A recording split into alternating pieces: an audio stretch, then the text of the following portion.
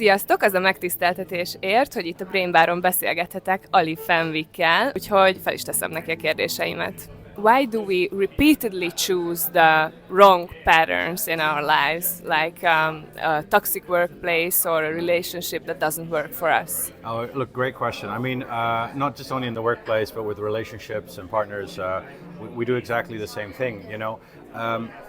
Even though we know that a certain environment or a person is not good for us, there's multiple reasons why we would choose to go to it. Now, one of the most common reasons is because sometimes we ourselves were brought up in a very volatile environment or a very chaotic environment, or we've just learned to live in a very chaotic kind of work environment, and eventually you start to normalize that. It's interesting, the brain actually normalizes the volatility and then eventually finds it normal. So the moment that you find yourself in a more stable and safe environment, it feels boring. It doesn't feel good anymore, and sometimes you therefore want to look it up, or the chaos that you've maybe experienced in your life in the past feels familiar, and so that familiarity, even though you know it's not good for you, you tend to feel okay with it. So it's crazy. Familiarity means safety, so bad environments feel safe, and almost in that way. That's one. A second reason why people sometimes choose what's not good for them can also do with their self-esteem, right? So having low self-esteem, I don't think that I deserve more, and so a lot of people then, and it goes for work and for relationships, will find themselves going back into things that are not good for them because they don't look at themselves very well. And I think there's multiple reasons, but another reason here could be sometimes people have a fixer mindset. Again, could be from their childhood, can be from past experiences, where they've actually always kind of felt like, I want to fix you, I want to help you, or I see the potential in you. So they don't really fall in love in that what is there, but in the potential that they believe is there. And one thing that I always say, first of all, don't do that. And second of all, I always say as well is that, you know, people will not change if they don't want to change. And I think we need to put that in the back of our minds sometimes and realize that, we want to save the world, but we can only save the world if the world wants to be saved. If you had to highlight one single red flag that gets people in trouble, what would that be? Oh, God.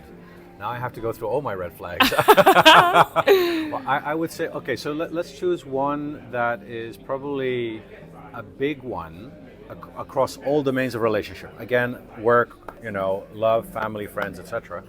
I would say that the biggest red flag that might seem very, subtle, but has a huge impact over time would be people not doing what they're saying, and fake promises, saying things that they'll do for you in the future, or saying that they're that kind of person and they're not. And the reason with that is that when people do that on a regular basis, because they're sometimes very subtle, that subtlety, what it does is that you can almost kind of start to accept those inconsistencies over time, and eventually it might have a huge impact. It might lead to further manipulation, of course, the slippery road effect, the slippery ground effect, let's say.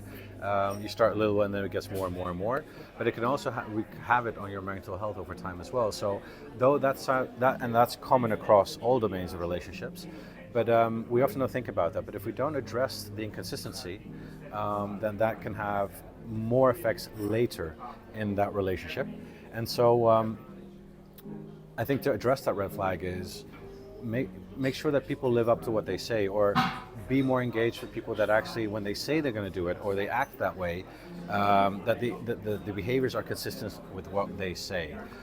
Again, very subtle, but I think that probably is one of the major red flags you need to watch out for. And people often, when you ask me that questions, people probably already think, oh, gaslighting or manipulation. But I think this is so much more subtle, and but can lead to more of the more serious ones down the road. Yeah, and I think that this could be a boundary for ourselves, that Yes. I'm not going to engage in relationships with people that Yes.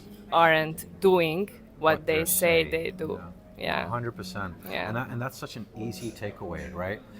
Addressing gaslighting is very difficult.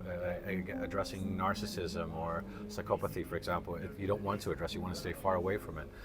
But with this is something where you can almost learn to set boundaries for yourself, or say, hey, look, you said this to me last time, but you didn't deliver on it. I think it's really important for our relationship that you do what you say, and that's where you can still make it very manageable and prevent the drama from happening a little bit later down the road.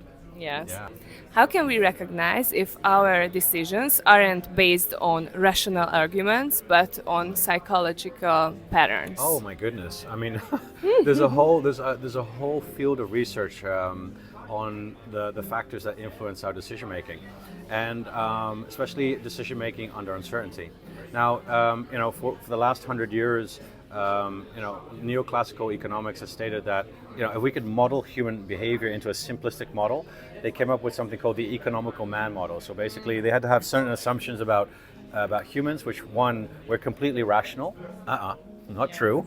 What does that mean? That means that we always choose the best possibilities above all the other options, which is impossible because we don't have all the information or the brain power to make the best decisions, and we always choose more over less, kind of the utility kind of from economics perspective. But since behavioral economics had been introduced 20, 30 years ago, we're now, and the psychology is now kind of giving us a better picture of how people make decisions, economical decisions for themselves. We can see that we are actually, and this is something we already knew for many years, but we're so much more irrational. And so much so that we're predictably irrational. As Dan Ariely wrote a book about that.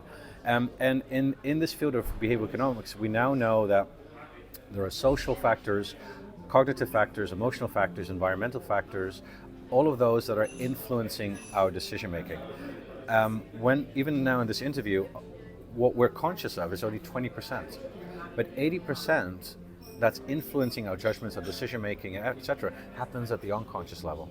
So think of context, think of music, think of priming effects, think of smells, the way we structure the options and not just the choice itself. And all of those factors are influencing our decision making, and often at an unconscious level that we're not even aware of. So totally. Yeah. Thank you very much Well, for the welcome, interview, Loretta. for your time, Thank you for and your I'm time. happy to see you here. Nice to meet you also. Thank you.